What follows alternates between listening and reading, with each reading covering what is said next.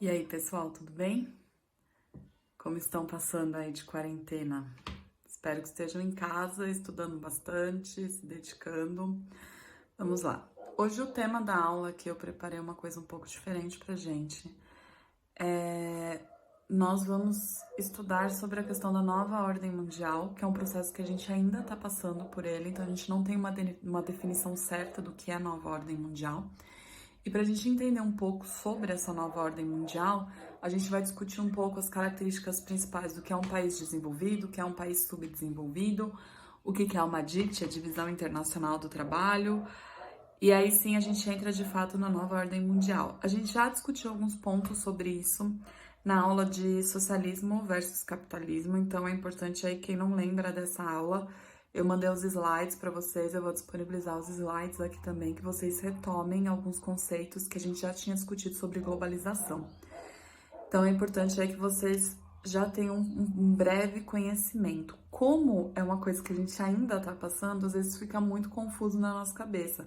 Eu acredito que nesse momento atual ainda de pandemia, em que a economia está muito incerta, provavelmente também vai ser uma coisa que vai se alterar aí um pouco mais para frente, certo? Então acompanhem aí os slides, eu vou disponibilizar para vocês também. E dentro do slide eu coloquei alguns mapas conceituais para a gente ir discutindo juntos, beleza? Vamos lá? Bom, pessoal, vamos lá então.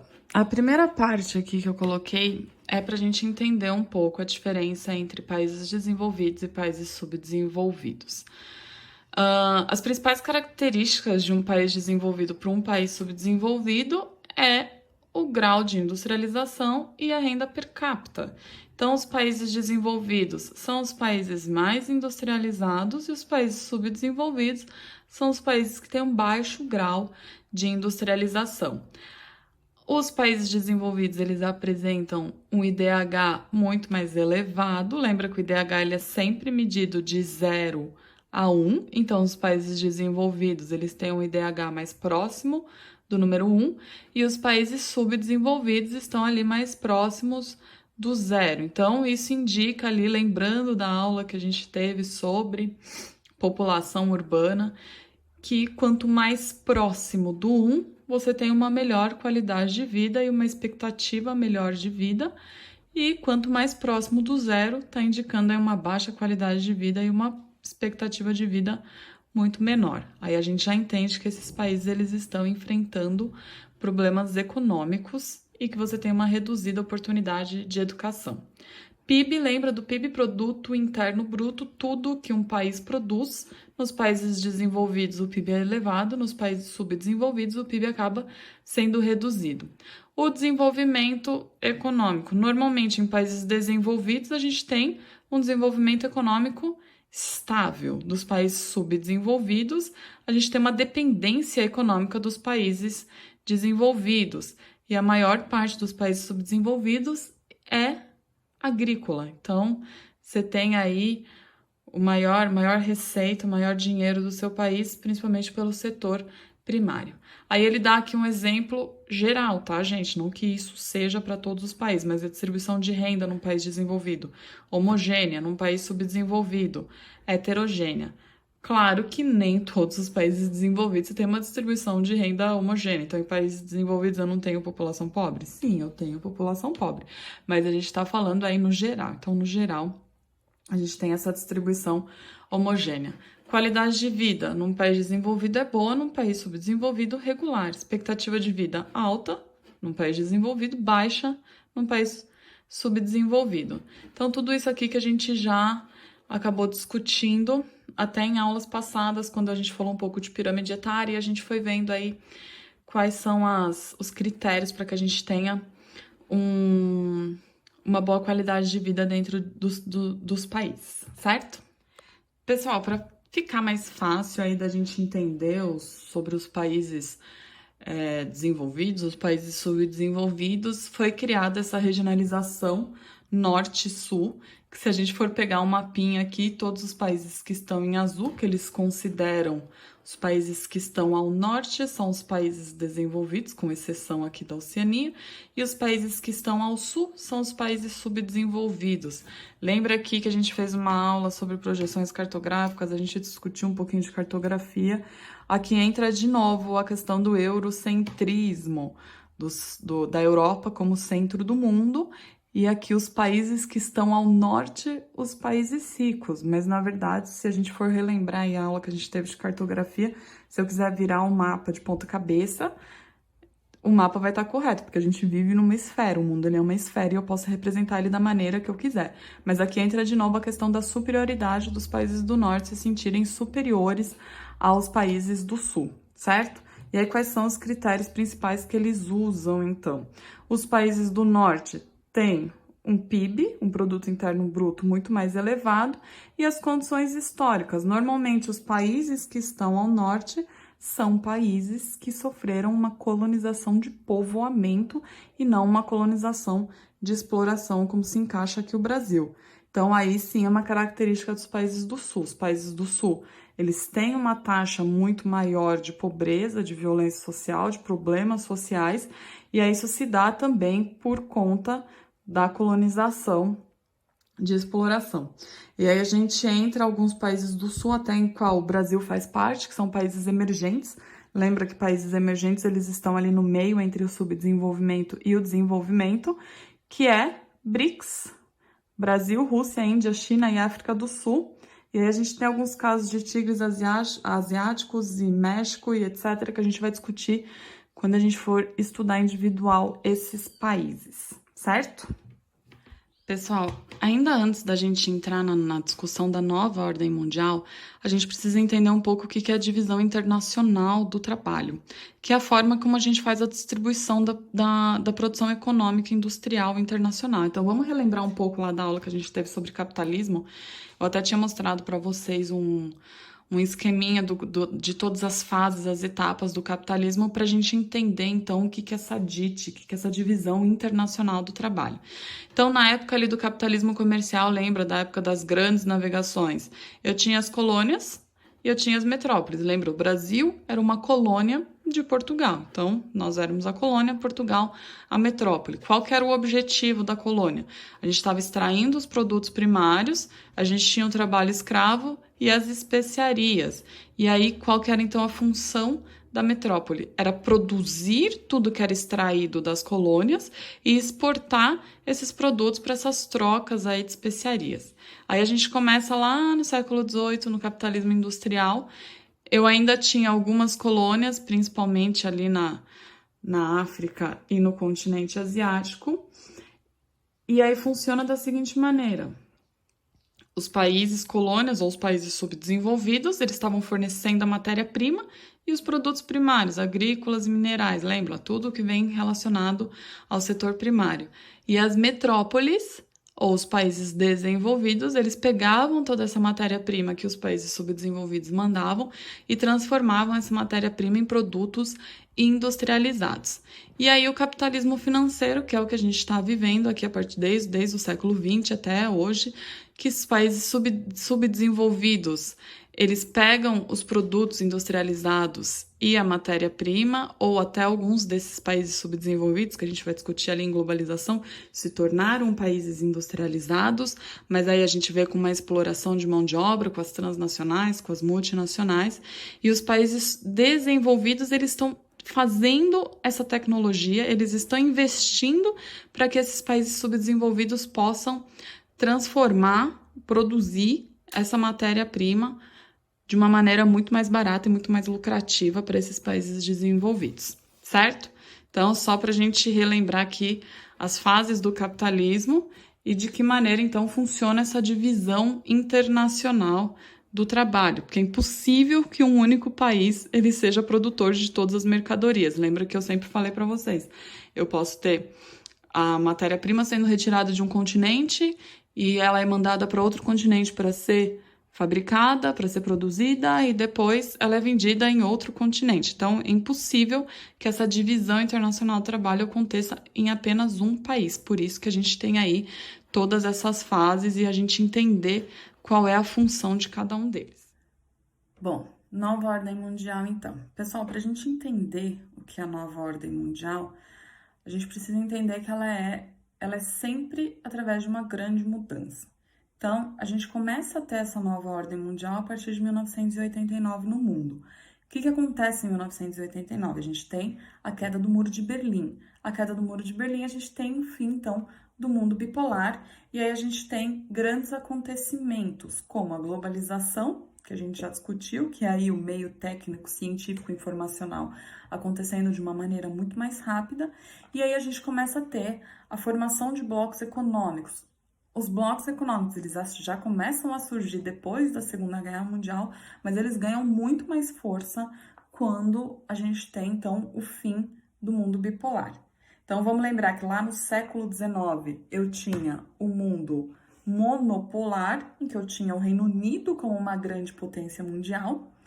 No século XX, então, após a Segunda Guerra Mundial, eu tinha o mundo bipolar, então eu tinha dois aí países que comandavam essa supremacia internacional, essa supremacia econômica, que era os Estados Unidos, que era o lado capitalista, e a ex-União Soviética, que era o lado socialista. E aí, a partir, então, da queda do Muro de Berlim em 1989, o fim da Guerra Fria oficialmente em 1991, a gente começa a ter uma nova ordem mundial, em que ela é muito mais complexa. Deixa eu ver se eu consigo virar aqui. Não. Bom, do ponto de vista militar, se a gente for parar para pensar, hoje quem tem o melhor exército militar, que consegue e tem a capacidade de intervir nos conflitos importantes em quase todo o globo, é os Estados Unidos. Mas a gente tem aí também a China modernizando suas forças armadas, a China se tornando uma grande potência mundial. A gente vê essa disputa mundial entre os Estados Unidos e a China, em que eles estão sempre brigando para quem consegue ter a maior economia mundial atualmente. E aí a gente tem outros exemplos também de países fortes, como países que fazem parte da União Europeia, lembrando que a União Europeia é um bloco econômico, que eu tenho França, Itália, eu tenho Reino Unido, Alemanha, em que também, se eles se unirem, eles podem ter um poder bélico comparado aos Estados Unidos. Então, olha só, a gente já está falando do primeiro ponto de vista dessa nova ordem mundial, que é o ponto de vista militar. E aí eu não tô falando apenas de dois, nem de um, não é nem monopolar, nem bipolar, eu tô falando já de uma coisa multipolar. Então eu já falei dos Estados Unidos, eu já falei da Rússia, já falei de alguns países da União Europeia. Então a gente já começa a ver essa mudança dessa nova ordem mundial. Se a gente for pensar na disputa entre grandes centros do poder, a gente vai ver que no século XXI vai ser aí essa disputa aos países que têm uma economia mais moderna. Então, de novo, a gente vai entrar nessa tendência desse mundo multipolar. Então, eu vou ter vários centros econômicos. Hoje eu não tenho apenas um centro econômico ou dois centros econômicos, eu vou ter vários centros econômicos.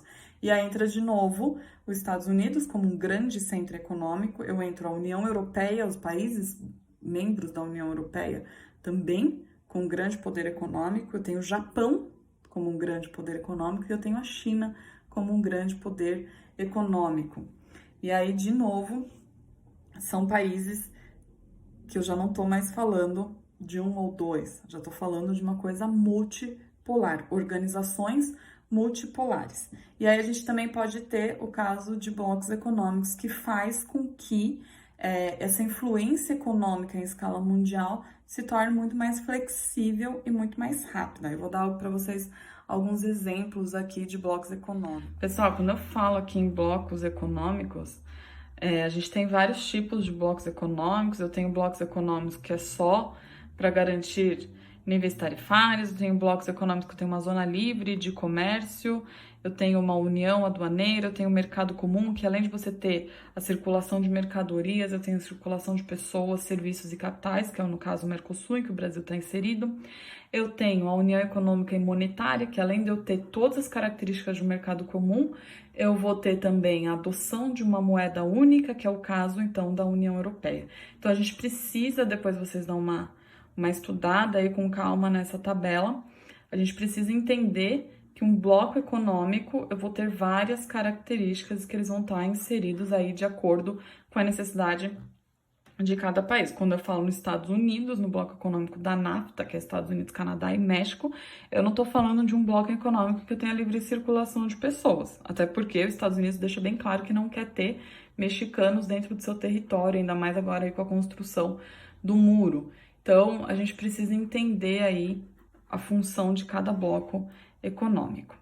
E aí, outra característica importante dessa nova ordem mundial é a globalização. Aí eu separei aqui para vocês um mapinha conceitual do que é essa globalização.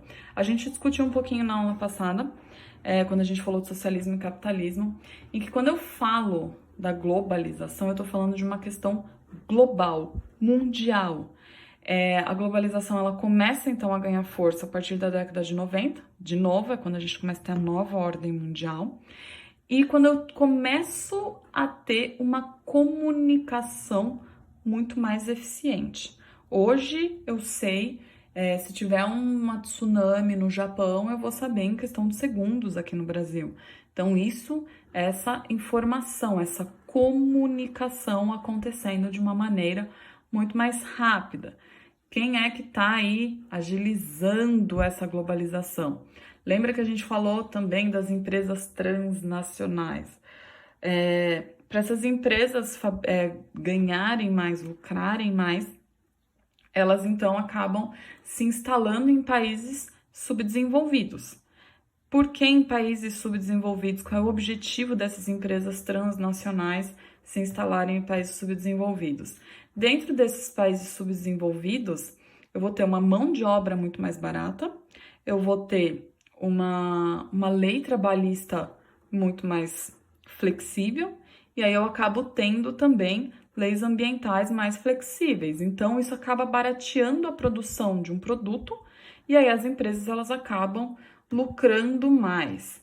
E aí, essa globalização, então, eu começo a ter uma evolução tecnológica muito mais rápida, eu começo a ter transações financeiras acontecendo de maneira muito mais eficiente, aí bolsas de valores e etc. E aí, aqui ele cita um pouco das consequências, mas a gente não vai falar muito dessas consequências, a gente vai deixar isso um pouco mais para frente, quando a gente for discutir, a gente vai ter uma aula só sobre globalização. Mas aí a gente para pensar um pouco também dentro dessa globalização, o que todo mundo achou que poderia modificar a nova ordem mundial foi o atentado 11 de setembro nos Estados Unidos, em que essa nova ordem mundial começa a ver o que é o terrorismo. Então, a gente pode também acrescentar a questão do terrorismo. Mas, pessoal, voltando aqui de novo, nova ordem mundial. Lembrar, então, que eu não estou mais falando de um mundo monopolar, bipolar, e agora sim um mundo multipolar. Gente, vou estar online aí. Coloquei alguns exercícios bem recentes, de vestibulares bem recentes, vocês vão ver aí, Unicamp 2020, Enem, pra gente discutir. Então, se vocês tiverem dúvidas, por favor, mandem mensagem ali no grupo. É um assunto bem complexo, em que a gente vai discutir o ano inteiro e a gente vai ter que estudar alguns países em particular. A gente já tem isso na nossa programação, China, Estados Unidos, Rússia, Japão, pra gente entender aí como funciona a economia, mas a gente precisa também ter um conhecimento de atualidades, então a gente precisa estar sempre lendo e vendo o que está acontecendo no mundo, que é isso que a nova ordem mundial cobra bastante nos vestibulares, certo? Qualquer problema, estou aí. Me chamem, por favor, e tirem dúvidas. Beijo, gente. Tô com saudades de vocês.